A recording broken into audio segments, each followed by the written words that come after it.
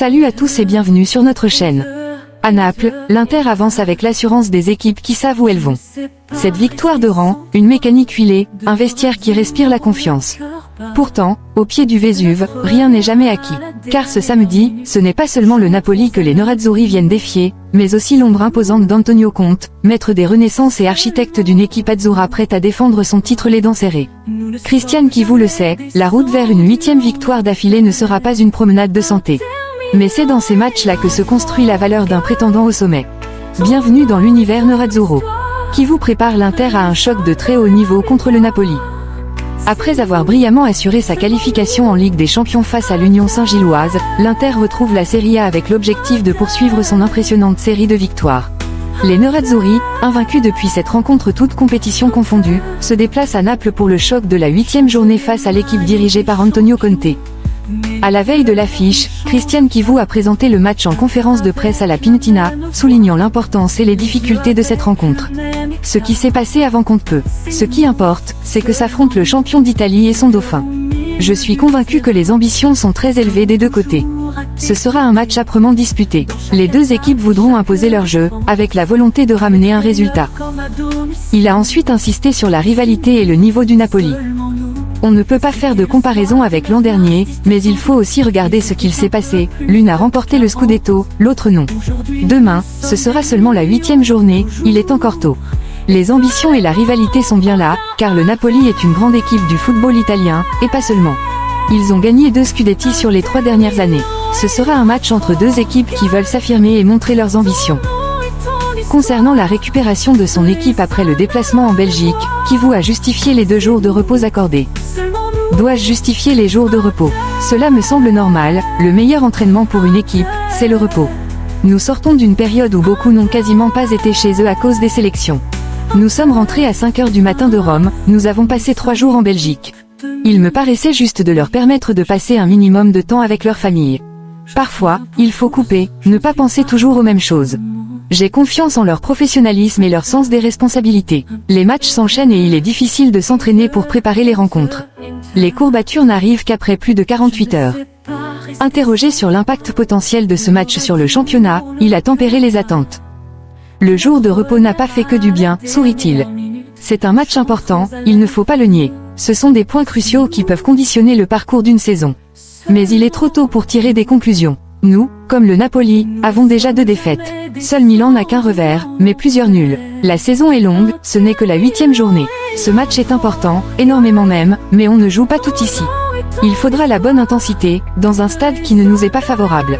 Nous devrons être prêts mentalement et physiquement à réaliser une grande performance. Chivu a également évoqué la préparation tactique et mentale. Mon expérience m'a appris qu'il faut traiter tous les matchs de la même manière si l'on veut de la continuité. On ne peut jamais se considérer supérieur à l'adversaire à l'avance, sinon on ne gagne pas de titre. Et si tu prends l'habitude de banaliser certains rendez-vous, quand les grands matchs arrivent, tu ne sais pas comment les aborder. On veut toujours être la meilleure version de nous-mêmes. J'ai connu des groupes où l'entraînement était parfois plus dur que le match, c'est vrai. Cela ne veut pas dire pour autant qu'on ne préparait pas les rencontres comme il fallait. Une victoire ne tombe jamais du ciel, il faut la mériter. Il faut savoir gérer les fameux moments clés. À propos des combinaisons offensives, il a précisé. Pour moi, rien ne change, ce ne sont que des numéros. Certains pensent que Boni ressemble davantage à Thuram, alors que Pio est Pio, il n'est semblable à personne. J'ai 4 attaquants parfaitement compatibles. Leur rendement ne change pas si j'alterne les combinaisons. Ils sont généreux et mettent le collectif avant tout. Il n'y a pas de duo meilleur qu'un autre, ils ont montré depuis le début de saison qu'ils savent cohabiter sans se marcher sur les pieds.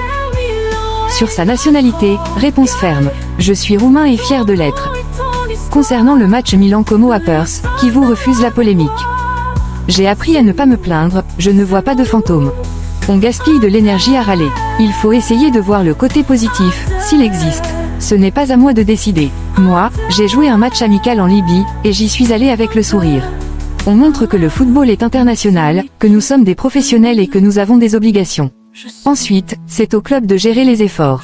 Peut-être qu'on apprendra à faire des choses pour le bien de l'équipe et à lui offrir quelques jours de repos. Commentant le faible nombre de buts marqués lors de la dernière journée, il a déclaré Je suis en Italie depuis de nombreuses années, et il n'y a jamais vraiment eu une grande abondance de buts ici. Les équipes sont extrêmement bien préparées tactiquement et adaptent leurs plans selon l'adversaire. À l'étranger, on se soucie moins de l'adversaire, on se concentre davantage sur son propre jeu.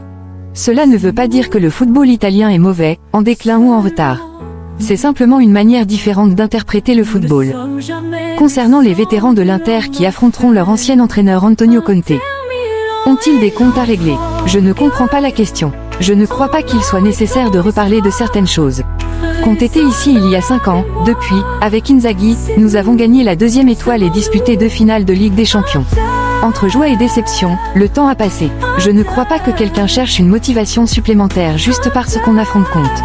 Nous sommes l'Inter, nous respectons ce que nous sommes devenus ces dernières années. Nous avons la conscience de notre valeur et de ce que nous voulons être. Cela s'arrête là. Nous avons l'ambition de réaliser une grande saison, de produire de belles performances et de faire progresser ce qui a été construit ces dernières années. Enfin, Kivu a évoqué la situation des jeunes joueurs. Si vous évoquez Luis Enrique, je suis obligé de parler de Diouf qui a encore moins joué. Ils s'entraînent bien, ils essaient de dépasser ce moment compliqué. Ce sont de jeunes joueurs talentueux qui ont encore une marge de progression mentale.